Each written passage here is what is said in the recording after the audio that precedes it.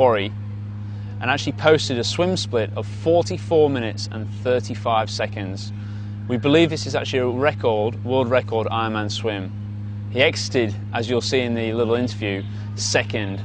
He said had he known they were on for a record, he would have probably gone a little bit faster to make sure that record was his. Anyway, here's Scott's stroke.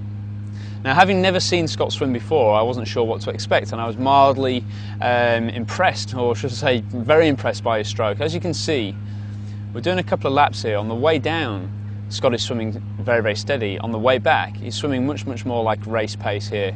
He has excellent rhythm and timing in his stroke, very, very fluid. Just throwing in a few head-up sighting strategies there, just to sort of show you how he would do that in the open water. Very, very rhythmical indeed.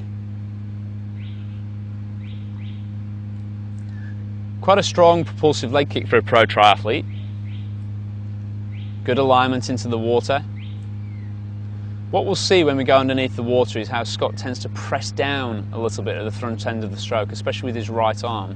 So we suggested a couple of strategies there for him to improve that at the front end, maybe even having swimming even faster. But as you can see, it's a pretty good stroke. Here he is wearing his blue 70 speed suit. Notice how Scott's only breathing to the right hand side. Now, a possible recommendation there, certainly for training sets, would be a little bit of bilateral breathing to help improve the symmetry of the stroke. These laps are being covered, these faster laps, in around about 32 seconds for 50 metres, which is incredibly quick. His Ironman split worked out at 1 minute 10 per 100 metres. So certainly no slouch in the water.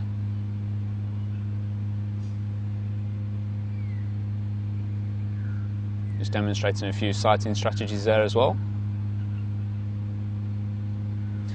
This underwater shot here shows the difference, or shows how his body position maybe sits a touch lower at the back end.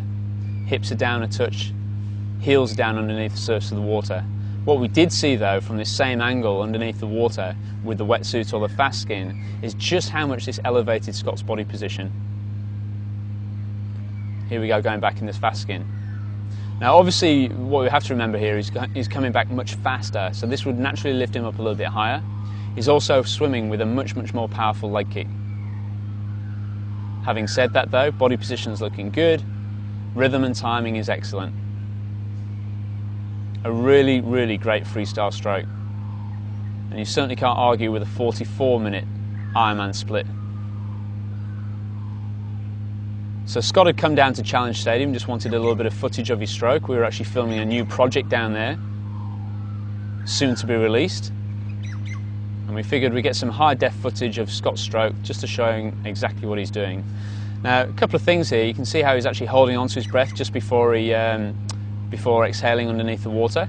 Again, a tip, if we could offer a tip for such a fast swimmer, would to be maintain exhalation as soon as the face enters into the water. You can see how he just tends to press down at the front end of the stroke before he actually gets into that good catch and pull through.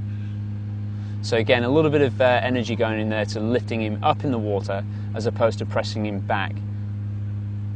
Every swimmer can obviously afford to improve their stroke in some way, and whilst these might be minor adjustments, just to sort of almost like the icing on the cake for Scott's stroke, still worthwhile putting into practice. And as you'll see with his interview, Scott is very, very diligent with his training. An excellent cyclist and runner, and arguably one of the best swimmers, certainly in Ironman distance triathlon. Fantastic stuff.